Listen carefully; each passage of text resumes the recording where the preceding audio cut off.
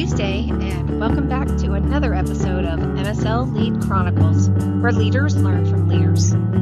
I'm Mary Morton, and along with my buddy Chad Fellers, we have casual talk about the challenges and successes in medical affairs with the most exciting and impactful professionals in pharma. As always, we have another great one for you today, so stick around.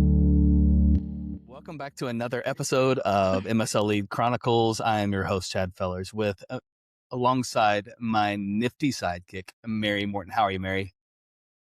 I'm doing better. Better. Recovering from surgery still, correct? Yes. So like if anybody who's talked to me in the past week knows that they didn't talk to me the week before, I have like this eustachian tube dysfunction. So like I have like an infant's eustachian tube. And so for people who don't know, eustachian tubes are responsible for pressure regulation between like your ear and your nose and your throat.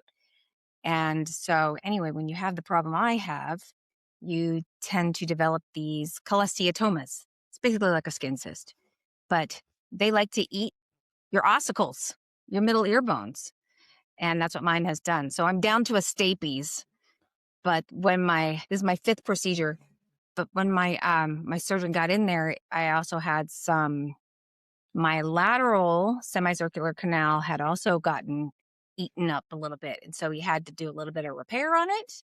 He didn't tell me that. Normally this procedure only gives me like 2 days of vertigo, but I still have it actually. Oh. But at least it's been the worst. And it has like optical geometric weird stuff going on too. That's just older age, I think, Mary. Oh, okay. Yeah, maybe. I don't know. Maybe that's what it is. Well, I thought maybe it was the psychedelics, but here we are.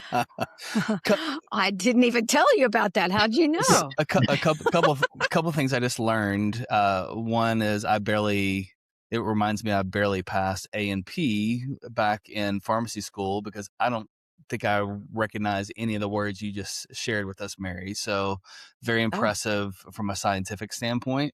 Eustachian's tube, I did know that one, to be clear. Mm-hmm. Vertigo, I knew that as well, but that's about it. So I'm out on that. So very impressive.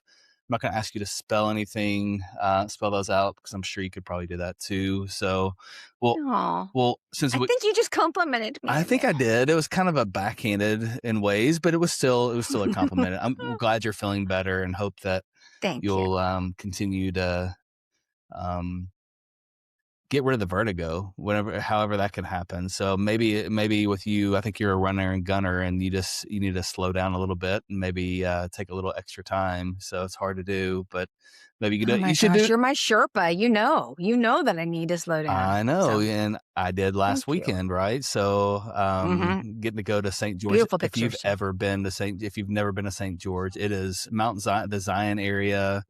We played golf. I lost a lot of golf balls on the volcanic area of the rock, but it was worth every bit of it. Had a great time, and allowed me to see beauty in the big picture, which I guess that's probably maybe a good intro into our discussion that we're going to have later today with our guests. And I know that you're going to introduce here in a minute. It's really around seeing the big picture. So Mary, before we get started, is there any other things you wanted to share before we get into it with our infamous guest that we have with us today? Yes. Before I introduce our illustrious guest, I don't even know what that means. That's the name of my punk rock band. But, people say that your illustrious guest, but I think that basically means super awesome, established, accomplished, which you see his face here. You guys know who he is. You know how awesome he is. I'll introduce you to him anyway in just a minute. But before I do that, I wanted to remind everybody of a couple quick things. So MAPS, the Medical Affairs Professional Society's annual conference for the Americas is March 23rd through 25th. Their master classes are on the 22nd, the day before. It's not too late to register. Unfortunately, you've missed the early bird pricing, but you can still go to medicalaffairs.org for more info and to get registered. They also have a really, really wonderful mentorship program. And they do like a really proper mentor-mentee pairing. It's not like throwing things together and hoping they work out. I mean, it's intentional. It's awesome. So those applications I think are due on April 3rd. So make note of that. And on the note of the MAPS meeting, it is going to be in none other than our guest's backyard, essentially, in Denver. So I'm going to introduce you guys to the illustrious Josh Yoder. So Josh Yoder is an experienced, accomplished medical affairs leader who is passionate about helping people. Again, if you know him, you know that already, but we're going to learn a whole lot more today. He aims to improve the lives of patients while also supporting the growth and development of his colleagues.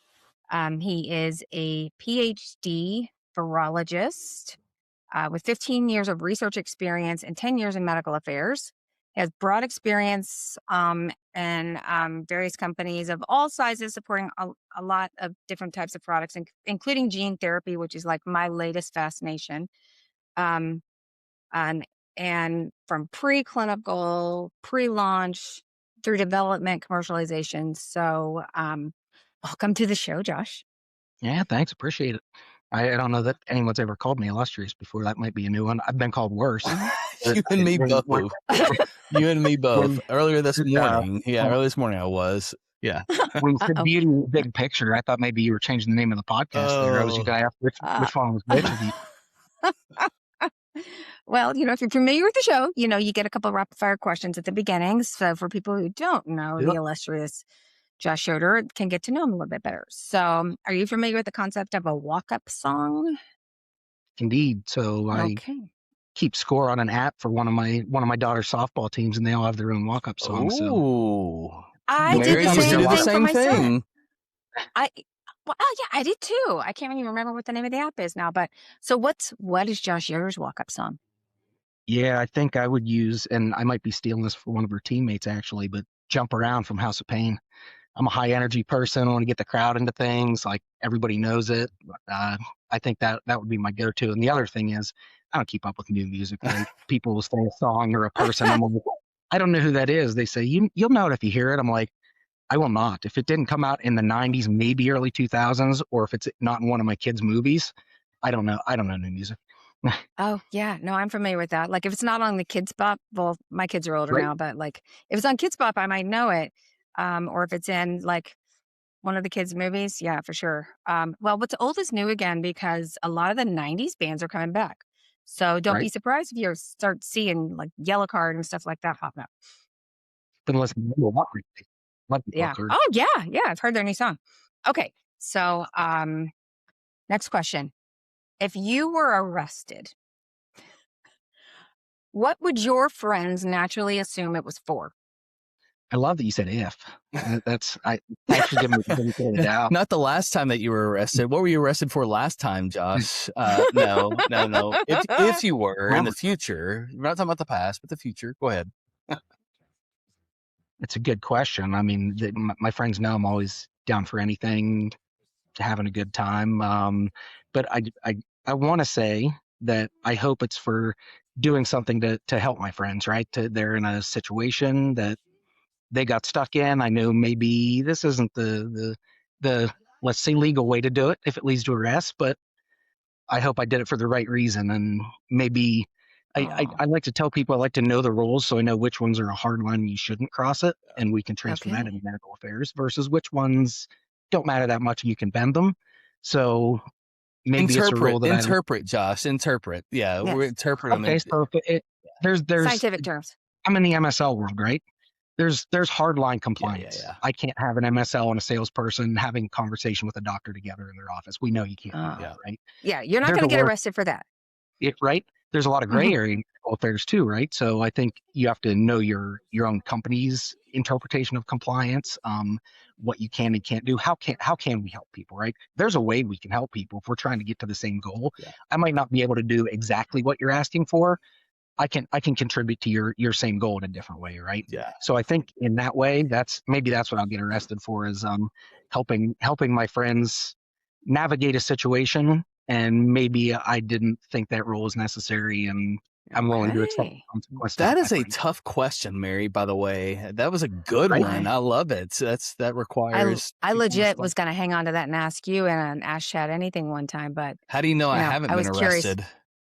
I don't. Okay. All right. And I'm sure it involved Bourbon Street, so we can talk about that potentially. Another time. Okay. Yeah. See, that's it. I was trying to keep it family friendly here. Yeah. That's good. That's good. Yeah. So, my last question. I love this question. I've been wanting to ask this question, and I think I've just been waiting for the right person. Okay. You have to fight one of these creatures. I'm in. I want to know which one it's going to be. A goose, a raccoon, or a very, very confident toddler? Oh, man. Which one do you feel most confident about winning the fight? Terrifying. I have experience with 3 toddlers, and I am not taking that one on. And they're winning every time. Geese, I've lived in places with geese. We were out walking in the neighborhood the other day, and there was a whole flock of them in the path we were going. We're like, we'll go that other way. I feel like the raccoon would be the most fun. I want to hang out with that one the one that was in the liquor store that would pass out in the bathroom. That was, yeah.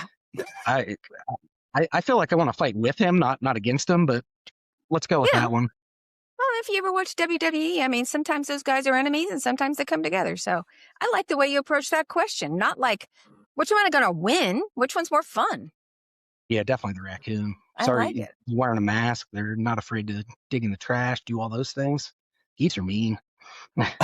Yes. Yes, they are. Well, I think that we have set up the flavor of what this conversation is going to be like. This is going to be fun. Well, it's going to be fun. It is about a really big picture from a leadership, or the word leadership.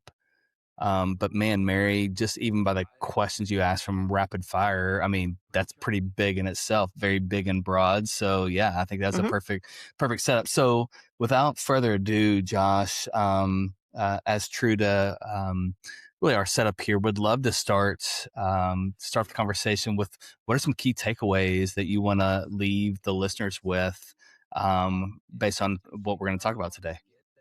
Sure. And I'm going to look down because I had to write them down. You said about this being unscripted and the questions up front. I love this format, right? I could have everything written out. As soon as we start talking, it's a stream of consciousness. I'm not going to stay with it anyway. So I want to hit my main takeaway. So I remember them, and so I don't forget to say these things. We talked a little bit, I think, just overall broad concept, right? That leadership isn't a linear path. You can move in different directions, those sort of things. I know we'll dig into a lot of that, but I think that starts with the idea that leadership's a behavior, not a title. So I think it doesn't matter what position you're in, where you're at. It's not about having that authority or that formal leadership. It's a behavior, right? So I think that's my big takeaway. And having that understanding lets you move in different directions and figure out your own path, right? Yep. It's never going to be the same for everyone.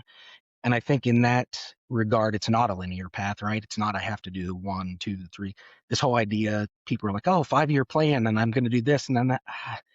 Again, getting back to sports analogies, like Mike Tyson says, everybody has a plan until they get punched in the face, right? If you get off that plan, then how do you get back on that? To me, I go with the flow and see where it goes, and again, try to help people along the way. And I think some things that I've learned from several leaders that I've worked with is focus on building your competencies and building your abilities, not on building titles and those sort of things. So I think that all lends to the same thing.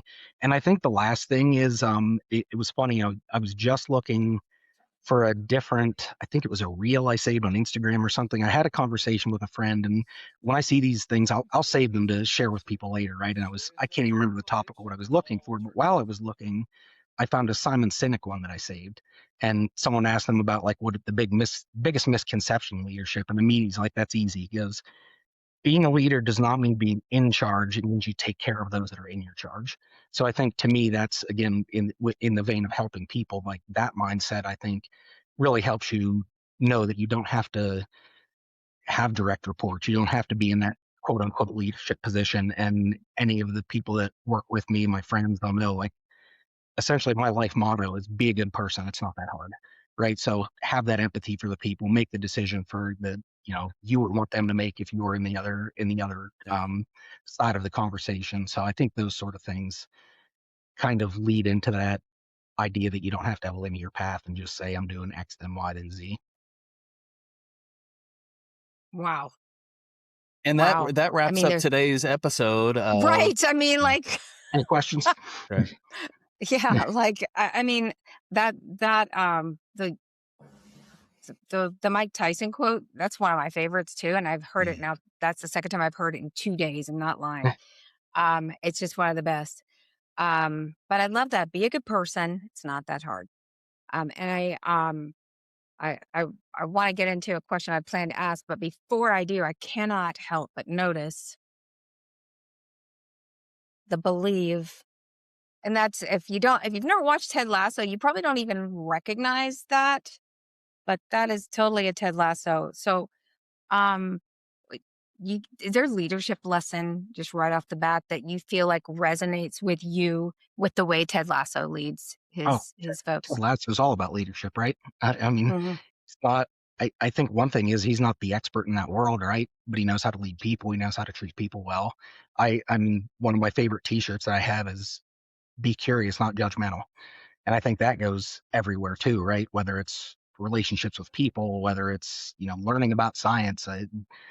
When you said, Chad, too, like about Mary talking about the ear, I didn't expect to learn about that stuff today either, right? Learn something new every day. I guess we're done for today. Yeah. But I think that curiosity is key in everything we do. And I told this story to someone last night too. Is at actually kind of a medical networking event, and my favorite thing to do when I travel is getting an Uber or Lyft. And I don't care if it's 5 minutes or half an hour or an hour. I'm going to know that person's life story when I get out because I want to talk to them. I want to connect with people. And how did you get into this? Where are you from? Like, what's your life experience, right? And I think people love to talk about that and want to see that interest. And I think you see that in Ted Lasso, right? He's curious about it. And it's a great scene, right? The dartboard scene and all that, and talking about how he got where he is and everything. But I think that's a huge lesson. Just the positivity in the show. I mean, I love the show, and it's funny. Like, I was telling Mary before you got on, Chad. I think it was just this morning. I was listening when you have Megan on that you used to work with, and I heard Mary mention Ted Lasso, and I was like, oh, you'll notice that. I hope you. Are you kidding? No, that may have been the first thing I saw. Okay, so let's talk a little bit about when we're looking back at your leadership journey, your story. What were some of the moments that you feel like kind of shifted what you thought the big picture would look like to what the big picture looks like today? I mean, did like what you expected or anticipated versus what reality is kind of? Yeah, again, I kind of go with the flow and don't try to force it to be a certain way, right? So I think you do see the paths, you see where people went and how they got to different places and try to pick up lessons along the way. So I don't know that I had a rigid expectation of what it is, right? But I think at some level, right? Again, I came up through sports. You have different leaders. You have your coaches. You have your captains. You get into industry. You see the people leading big teams, and try to, I guess, emulate some of those things. And I think maybe naively when I'm younger, you do think they know more, or they have this command of people, or whatever it is, right? And I think some of that goes away the more you interact with people. I think even early days, right, when I was in any sort of leadership position on my soccer team, I'm get chosen as the captain. My coach would tell me in front of other people, like, I don't pick him as a captain because he's the best player on our team, the most talented player.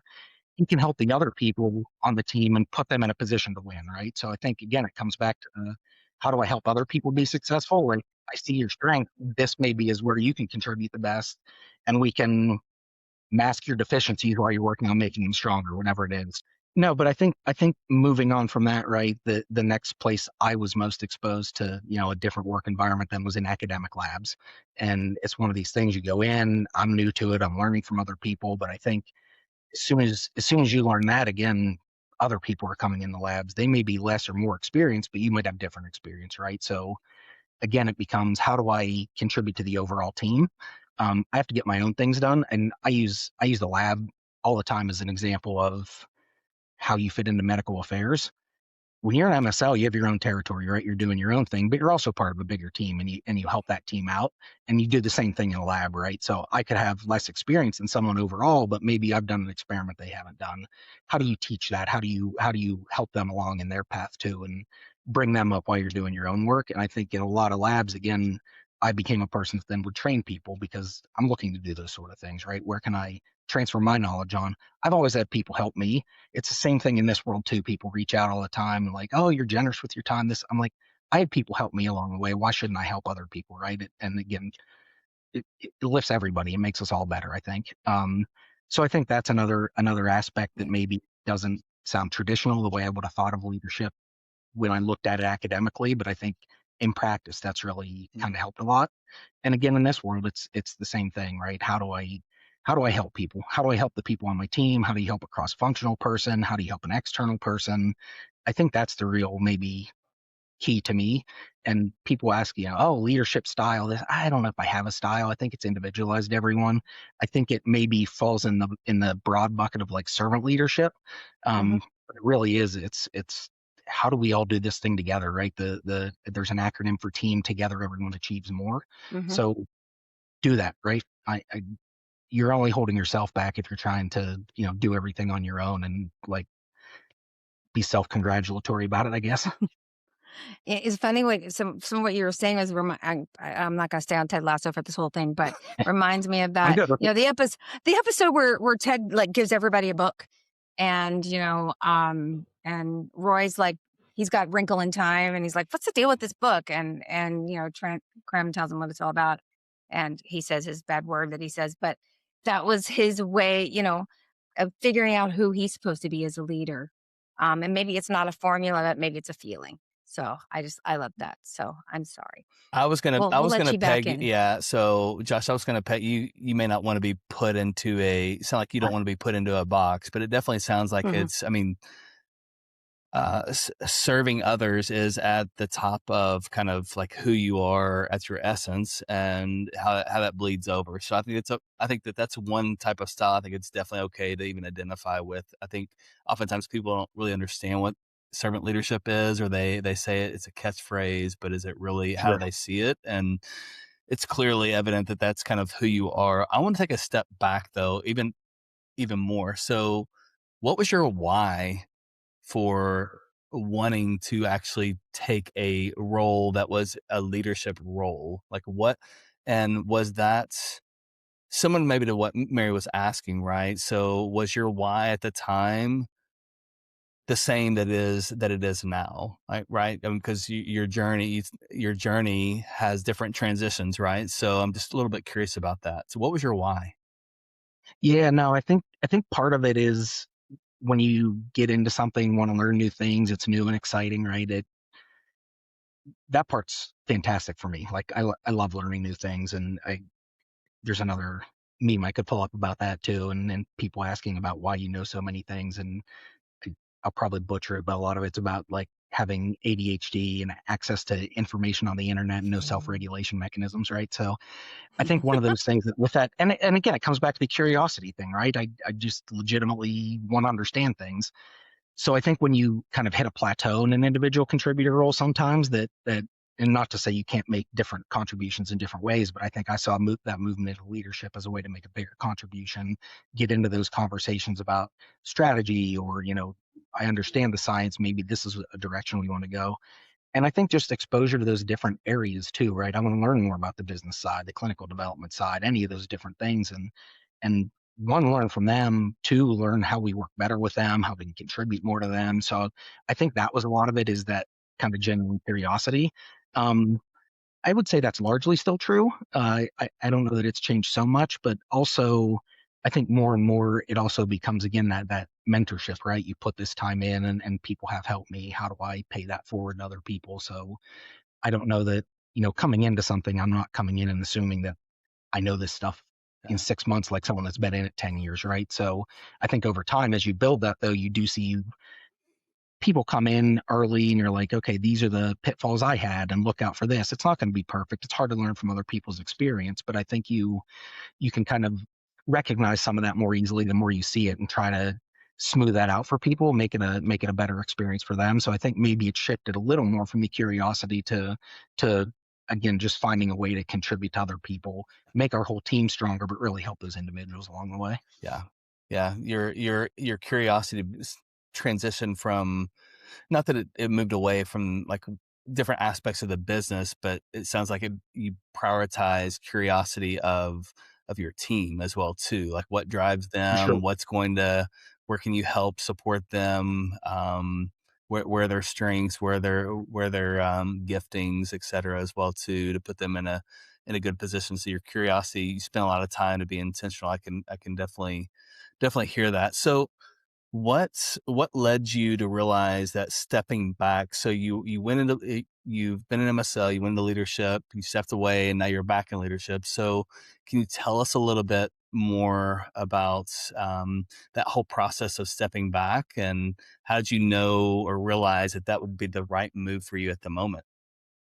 Yeah, part of it again, I love working with people, connecting with people. That sort of thing does drive me, and I think we can do it and focus it on science and medicine and make an impact on people we don't even know. But I had a really good friend that I had met early in our medical affairs careers, and we had plotted to work together for years, right? And at the company I went to, when I stepped back, she was a associate medical director at the time and moved from an MSL role into that. And she was like, "I think you'd love it here. You'd love the people." Introduced me to a lot of the people. I had a lot of conversations. I did love the people. Um, Still, like I've been gone from that company for over a year now, and literally every day I talk to someone from that company. Like best group of people, like just smart, good at what they do, but just great people, right? Fun to hang out with, would do anything for you personally, professionally, the kind of people you want to work with, right? So I saw that culture, saw the people, and they didn't really have a role for me. They said, "We have an MSL role. You can get in that way. We'll figure out where it goes from there." My territory where I live wasn't even open at the time. Yeah. I'm in Denver. It's easy to fly everywhere from here. I'm like, listen, once I'm on a plane, goes 1 hour, 2 hours, 3 hours. It doesn't make a difference, right? So I think for me, it was that drive to get in a good culture, learn from those people as well, more established people, and they have done again everything I want to do and done it in different settings, seen a lot of different things. And really, I think another thing that helped in that environment too, it was a small company. Right. MSLs were involved in everything, so really everybody was expected to lead in some capacity. Didn't matter if you had the title or the role or whatever. It's a small environment, all hands on deck. I grew up on a farm. I worked in labs. Like no one, like there was no excuses. I don't care what your role is or how much experience this thing needs done. Come over and do it, right? So I think we had that kind of aspect there, and again, the title didn't matter to me. I'm like, we'll figure out where it goes, and I think that was maybe why the transition was kind of easy to make that decision. I didn't feel like it was limiting to step into that sort of role or anything. And I think again, you make the connections, the establishment, you show up at work and do and support your people and that sort of thing. Other opportunities will be there. So, yeah. We ran into you at a medical meeting like right after that, and we talked about that, and you felt that way then. You said these are amazing people, Mm-hmm. Yeah, and I'm absolutely. loving what I'm doing.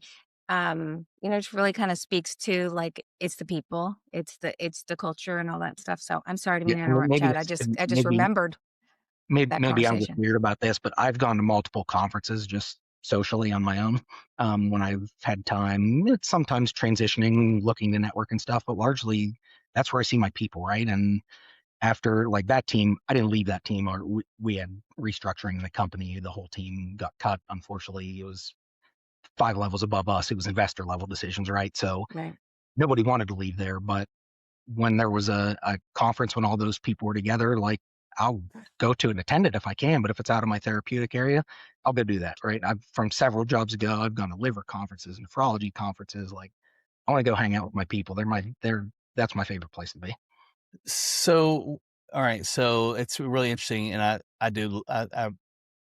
so much appreciate kind of you seeing it for what it is, and where you put your values, and um, that choice to step away. I think many people are driven in a different sense of not necessarily a bad thing. It's not right or wrong. It's right or left, but could perceive that as career regression.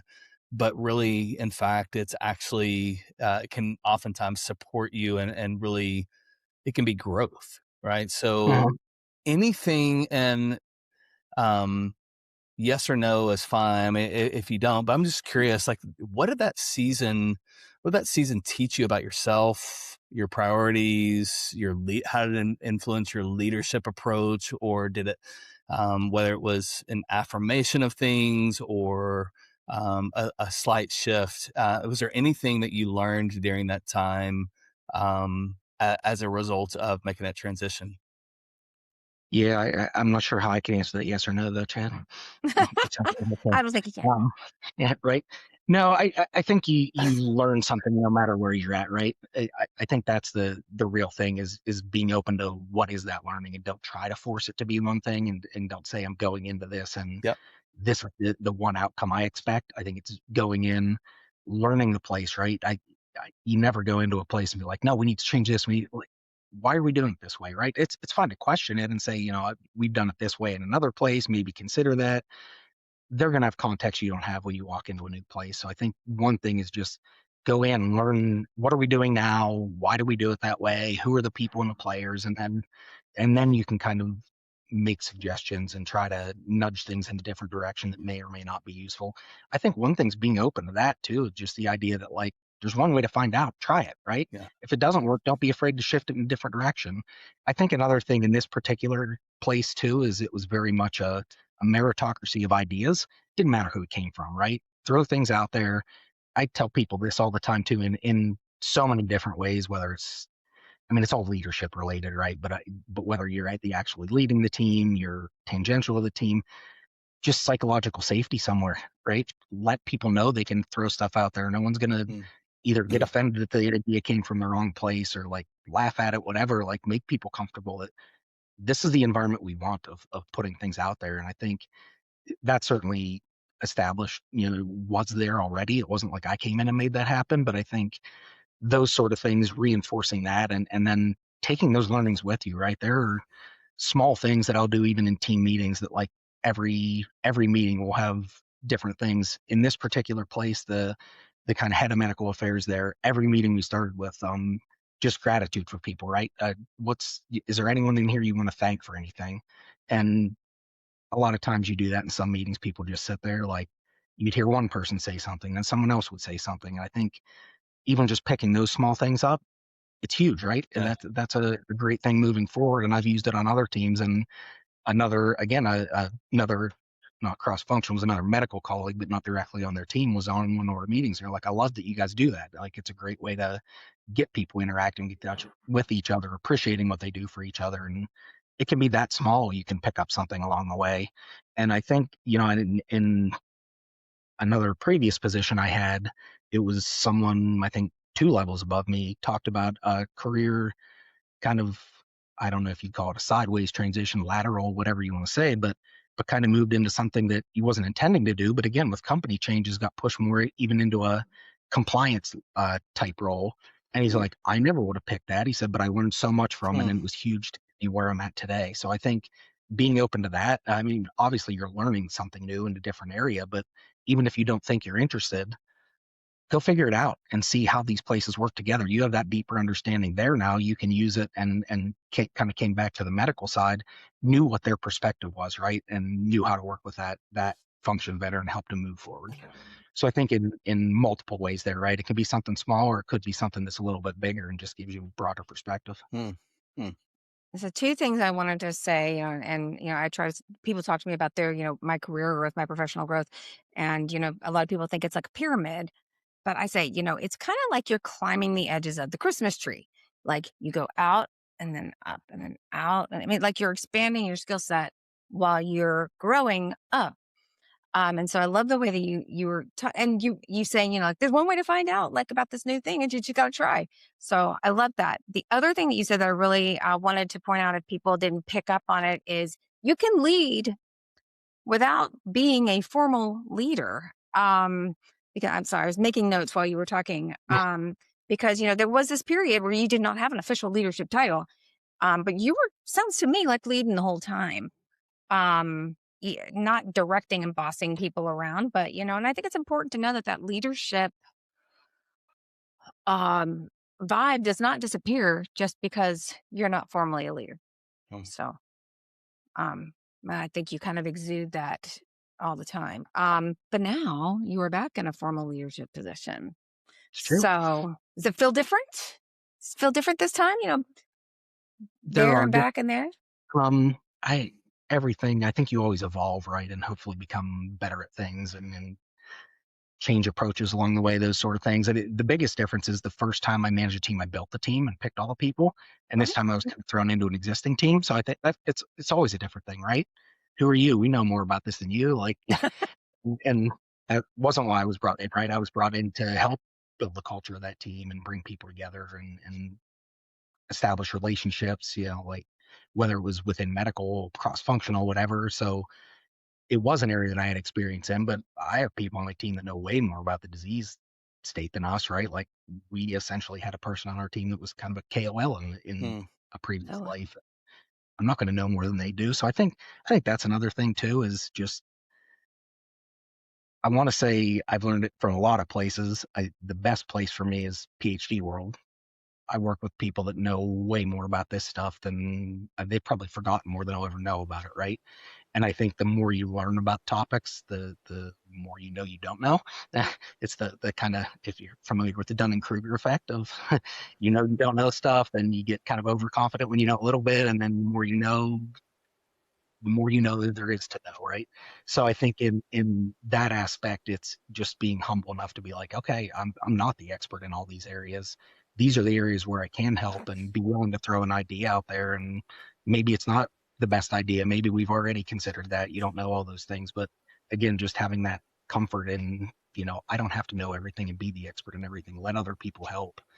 I think that goes a long way too. Like I feel like sometimes you see someone get into this leadership role and they're like, now it has to be my ideas. I have to lead in the way that, I have the right answer all the time. No one has the right answer all the time if they're honest with themselves. So I think having that comfort helps a little bit, but it definitely was a different role. And also the first time I managed a team, it was in vaccines. It was on a virus. Like it was stuff that I did know a lot about, right? And now stepping into a completely new role for me in a rare disease, like you have to recognize that, like, it's going to take time to pick up on some of that stuff. Well, I think that's one of the that's one of the reasons I think that we started this podcast in ways, is because there's found that just in our experience, there's so many individuals that go through this identity crisis in ways when they step into this role, right? So, like you, my first role in pharma from a leading component was I was a part of the team, and then I started leading a regional or a section of them, and then all of them, right? So I was mentoring them on the science, and then stepping into the next role, a different company, is a already established team, completely different dynamic. 4 different leaders in the matter of 2 years. I mean, then similar to this, right? So it's just a different type of thing. And I think the reality is, our expertise should be in helping others, right? And helping advance things from a team perspective. We can't expect to hold ourselves to the same standard from a scientific standpoint. Do you need to know the key things? Absolutely. But that's not really what's going to drive your the success of your team further, is how your scientific expertise is not going to be the determining factor on that, on how well your team performs. So it definitely is a different thing. So I guess with that, so this kind of ties into seeing the big picture, and the importance of seeing the big picture. So you've seen different things, both in your first role in leadership, transitioning into a non-leadership title role back into this other.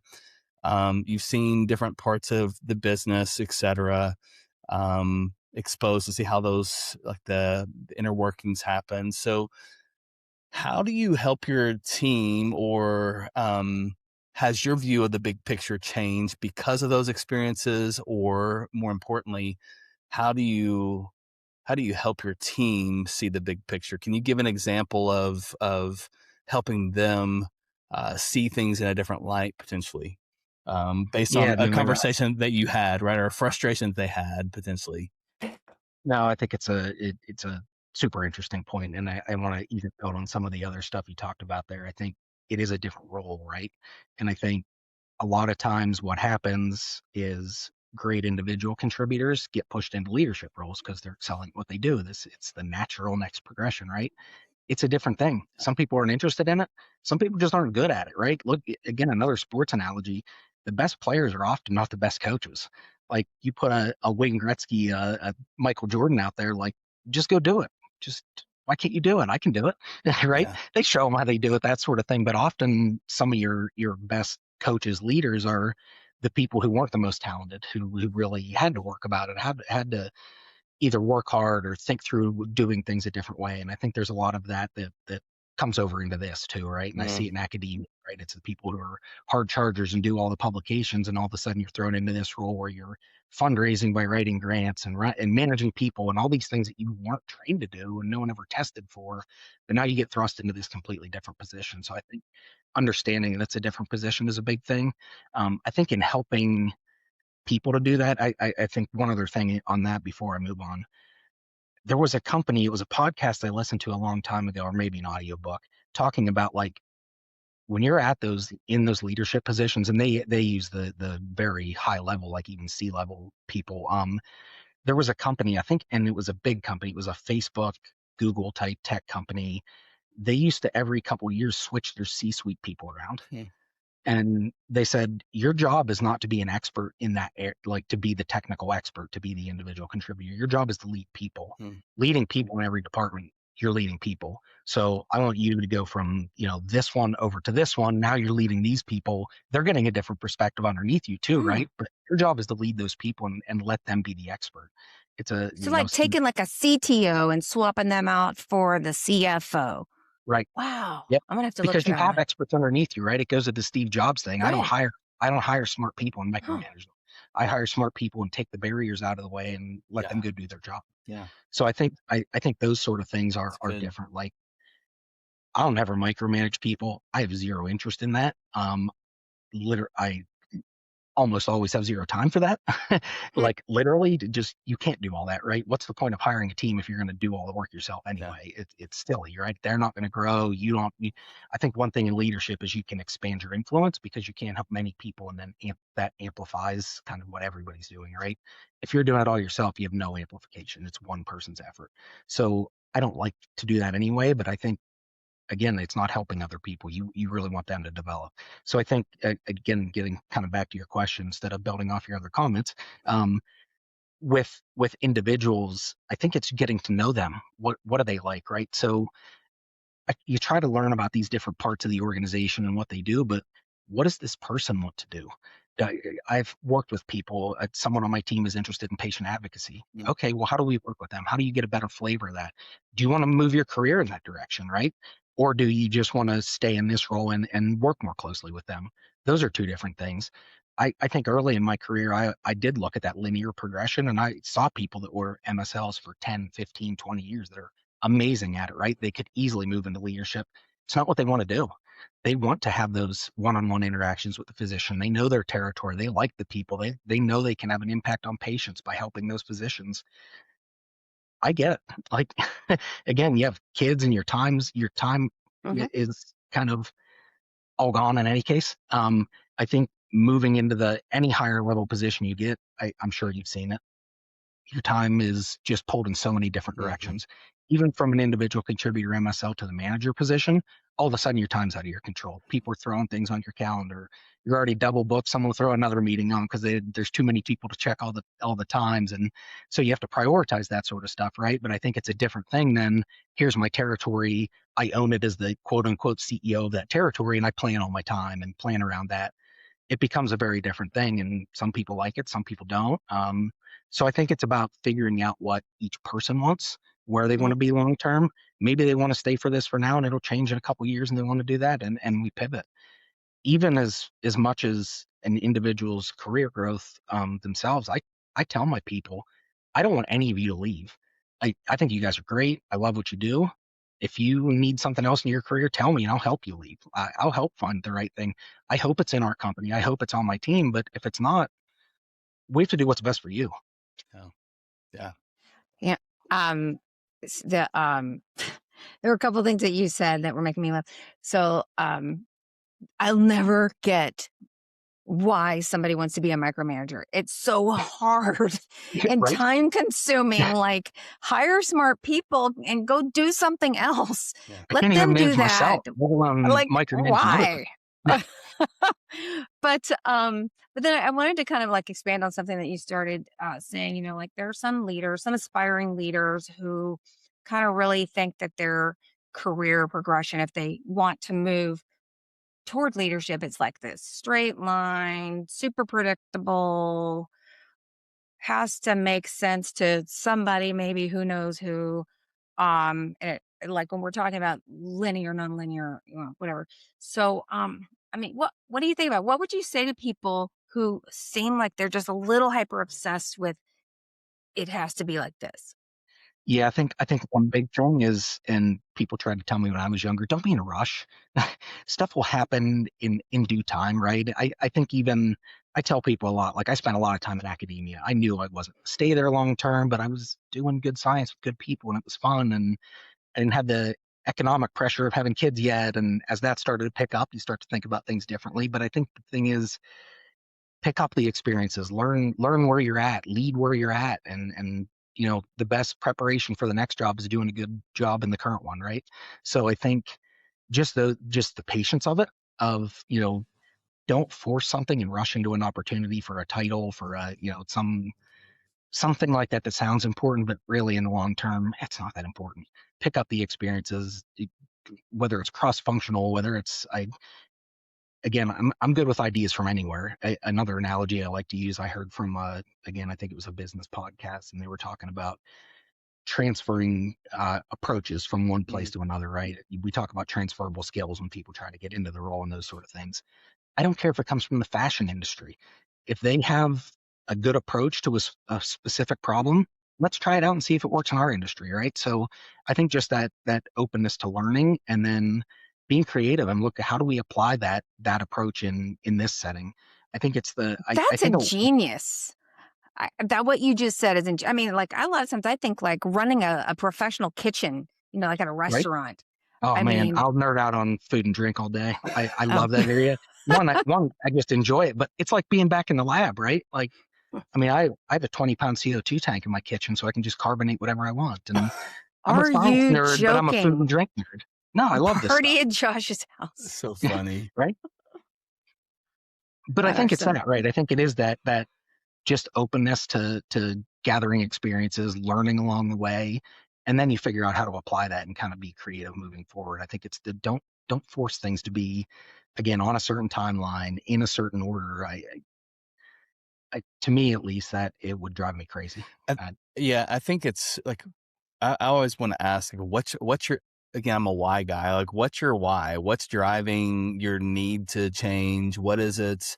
Trying to understand that, and then like what characteristics are you showing right now that this is a natural transition, that you're already doing this, right? And if you can't really answer those questions, I'm not sure you're really ready for leadership. You may Yeah. be ready for managing, or you may be ready to do something different because you're bored. That's a different thing than just stepping into a leadership type of role, right? I think some people feel like that's success is measured by being able to make that next step, and it's fool's gold. I mean, Yeah. you'll find yourself being miserable because things are not going to work the way, to your point, I was a rock star, so therefore I'm going to just duplicate my efforts, and this is going to be the expectation for the rest of the people, which they function completely different, or they have a different way of telling stories, or whatever that might be, right? So you learn the hard way if you aren't getting into it for the right reason. So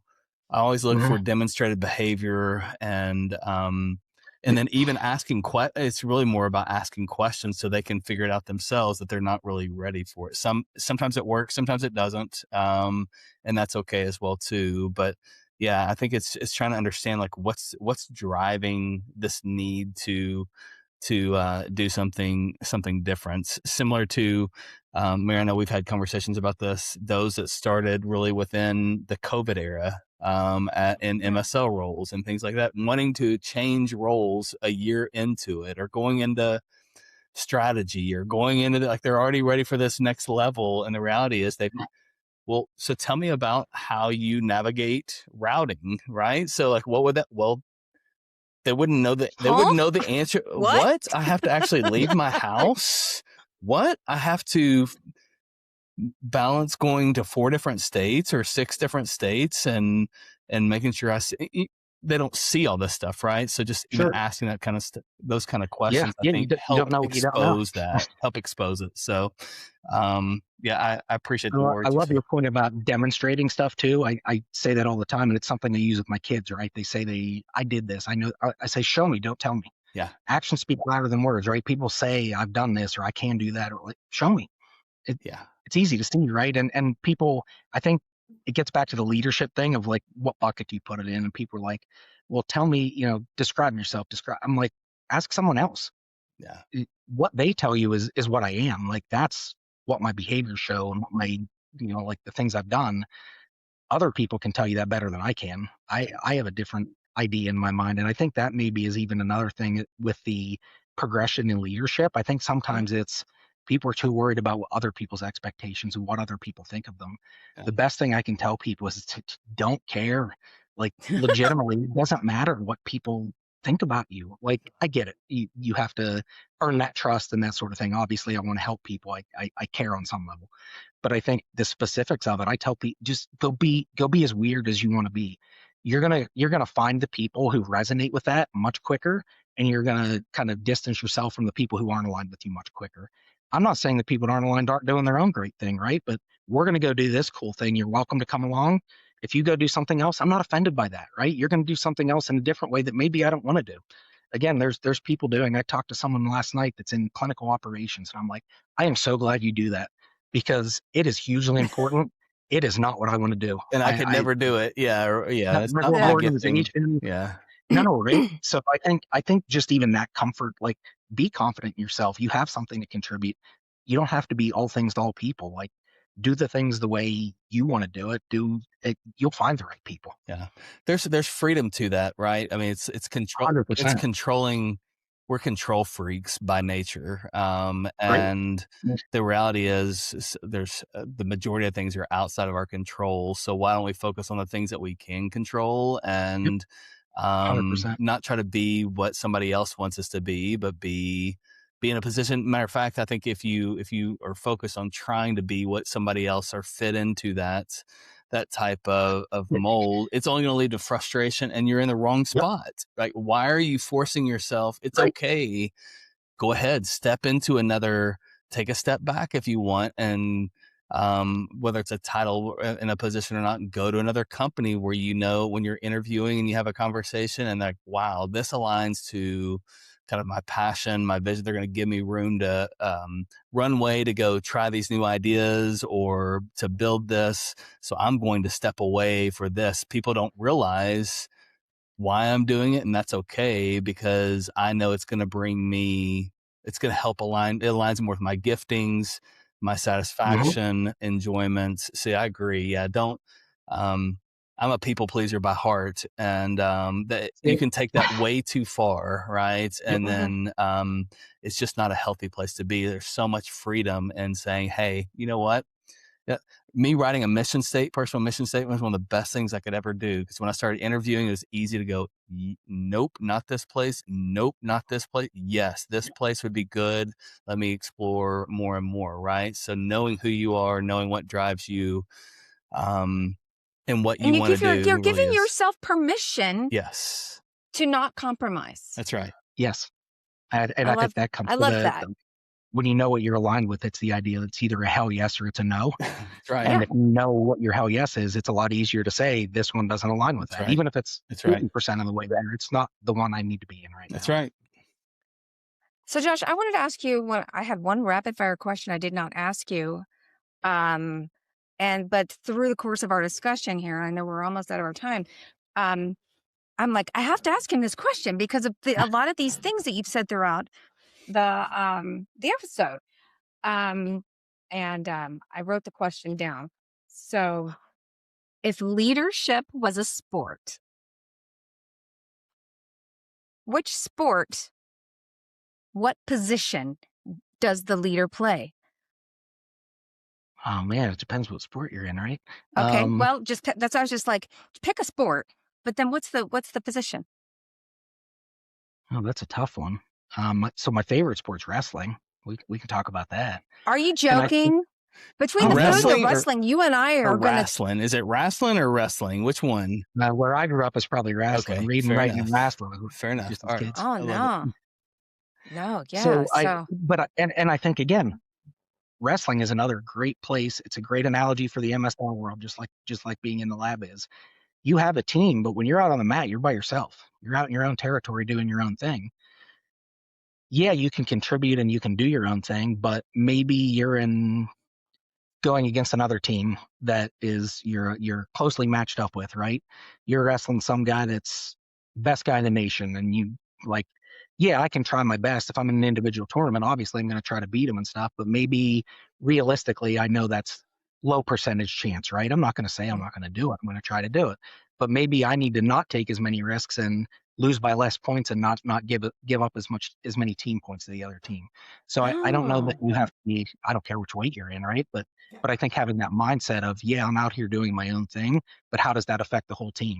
And maybe I'm not taking the risk and a higher percentage chance is it's going to hurt the team versus the low percentage that I might actually get some win or glory out of that, right? So I think it doesn't matter what position you're in, maybe is the right answer, right?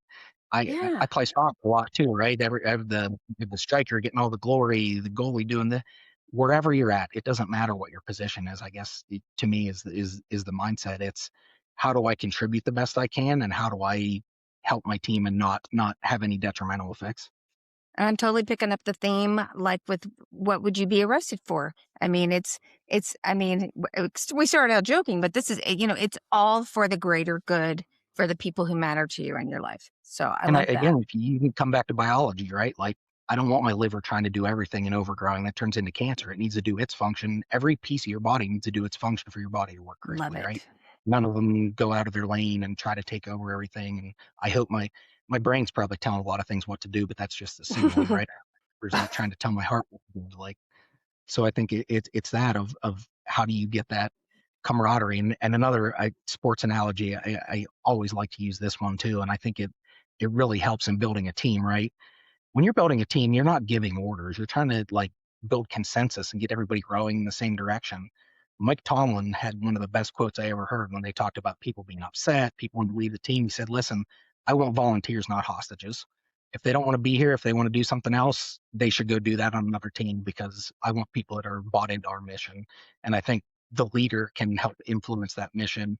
All the people there can, but then it's get aligned and again, help each other and go in the same direction. I love that one too. Volunteers, not hostages. Definitely nobody with Stockholm syndrome. Yeah, right. What a great bow to tie things up with for the conversation today, Josh. I'm glad you, as an aside, I'm glad you changed and shifted from wrestling to other analogies. Not because I don't like wrestling, but just the thought of me in a singlet would just not be something that I could even appreciate. I know, Mary, right? So that's why I never pursued it. But yeah, I always thought that'd be fun. But nevertheless, sorry, listeners, if you just heard that and that shut things down for you. But Josh, thanks so much for taking some time today. Any final things you want to leave our listeners with? I always, again, it comes back to me, just be a good person. It's not that hard. Love it. Try to keep it simple. Yeah, it's really not that hard. So listeners, if Josh's story resonated with you, just take here's a challenge, right? A call to action. So take a few moments to reflect on your own journey. Remind yourself that leadership doesn't have to be linear. Sometimes the powerful growth actually happens in the pauses, I guess, if for lack of better words, right? Mm-hmm. If you found today's conversation valuable, hey, share this episode with another leader who could benefit. As always, keep learning, keep leading, keep seeing the big picture. Thanks for joining us on our leadership journey here at MSLE Chronicles. And remember, leaders don't learn in isolation. Leaders learn from leaders. Until next time, lead well.